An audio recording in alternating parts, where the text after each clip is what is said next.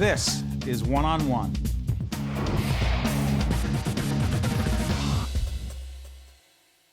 Ellayne Ganzfried is Executive Director of the National Aphasia Association. Good to see you, Ellayne. Nice to be here. Thank you. You were brought to us through our good friends Mike and Ellayne Adler. Yes. The Adler Aphasia Center over in New Jersey. Absolutely. I never want to assume that people know what aphasia is, even though we've learned through Mike and Ellayne. What is it? So aphasia is an acquired communication impairment. It is a language processing disorder. People with aphasia have difficulty speaking and understanding. Most people with aphasia also have difficulty reading and writing. But most importantly, people with aphasia maintain their intelligence. So aphasia does not affect intellect.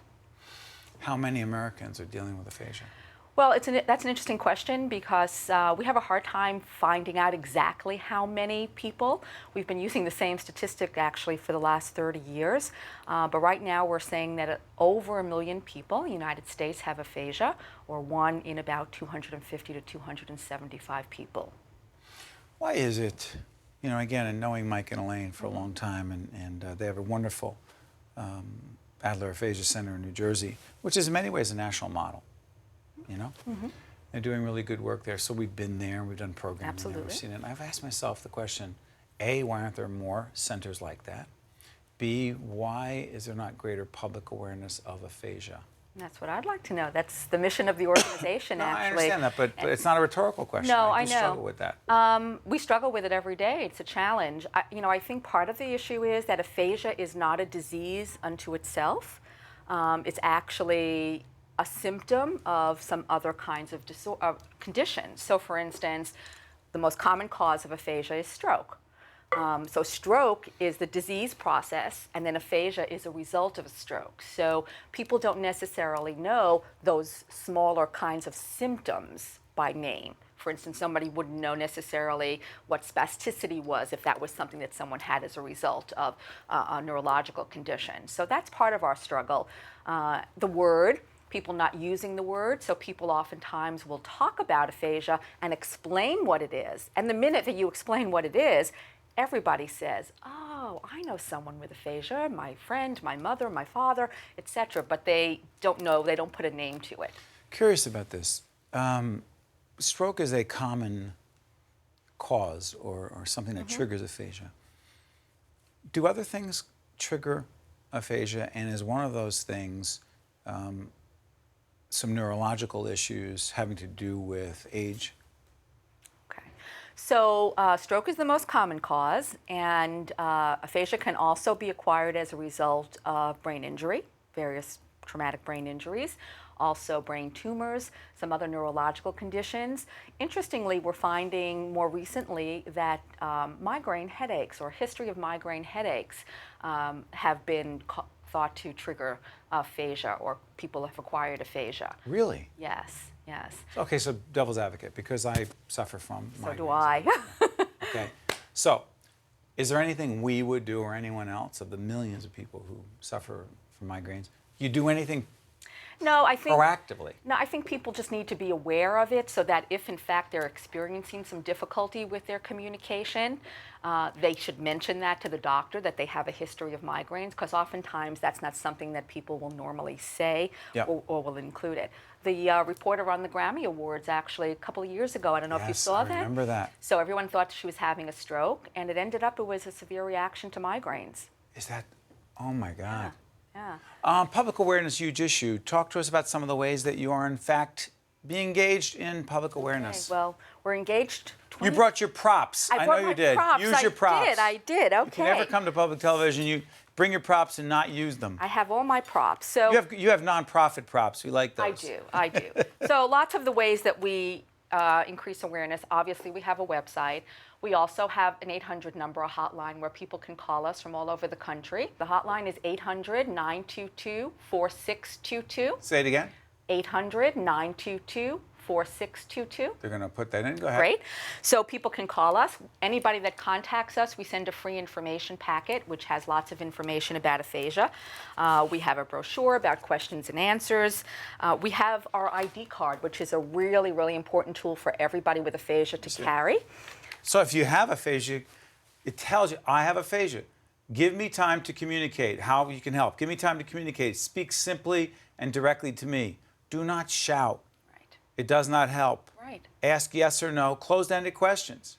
So those are all some Oh, this is strategies. great. The other thing that it's important that it says is that I have aphasia communication impairment. I'm not mentally deficient. I'm not drunk. Which is a common misconception of people with aphasia. Right. The other misconception, and I think you alluded to it earlier. I'm not mentally unstable. Right. Is that people are elderly. We are finding younger and younger people who are acquiring aphasia, which is quite Important scary. stuff. What else you have? Okay. We also have the Aphasia Bill of Rights, which is really Aphasia Bill of Rights. important for people. A wonderful way that we're increasing awareness is through our emergency responder training program. We're actually training police, firefighters, and EMTs across the country to know what aphasia is and to know how to communicate with someone with an aphasia in an emergency. So we use this sticker. It actually goes in the window of the car or the home, and we're training the police, firefighters, and EMTs to recognize this sticker. So it's been a wonderful program. We started it just here in the tri-state area, New York, New Jersey, and Connecticut, Right. and now it's national. So that's Great stuff. wonderful.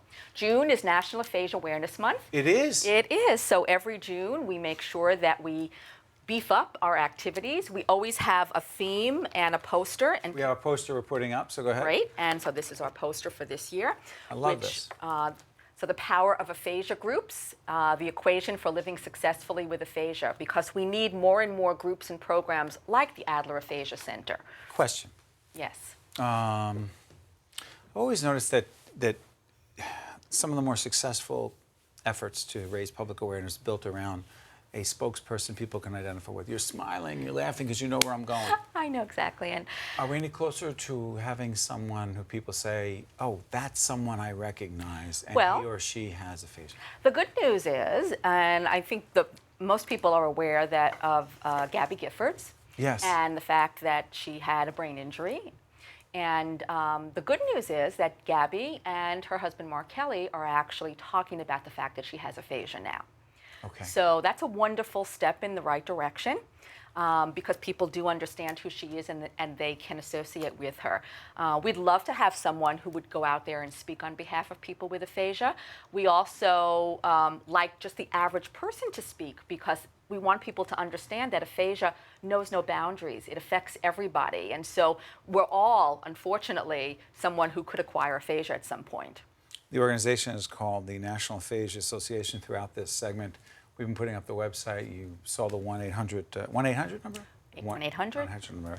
Ellayne, I want to thank you for joining us. We appreciate it. It was my pleasure. Promise you that your partners at Public Television will continue to spread the word. We appreciate it very much. Thanks for Thank you, joining us. Steve. Pleasure. Stay with us. We'll be right back right after this. This special edition of One-on-One with Steve Adubato is brought to you from the Tisch WNET studios at Lincoln Center. Funding has been provided by Adler Aphasia Center, empowering, enhancing, and enriching the lives of people with aphasia and their families. The Russell Berry Foundation, Fedway Associates, Inc., J.H. Cohn, Accountants and Consultants. We turn expertise into results. And by PSE&G, committed to improving New Jersey's economy and strengthening its communities. Promotional support provided by The Record, North Jersey's trusted source, and northjersey.com. Transportation provided by Airbrook Limousine, serving the metropolitan New York, New Jersey area. One-on-One with Steve Adubato has been produced in partnership with St. Joseph's Healthcare System.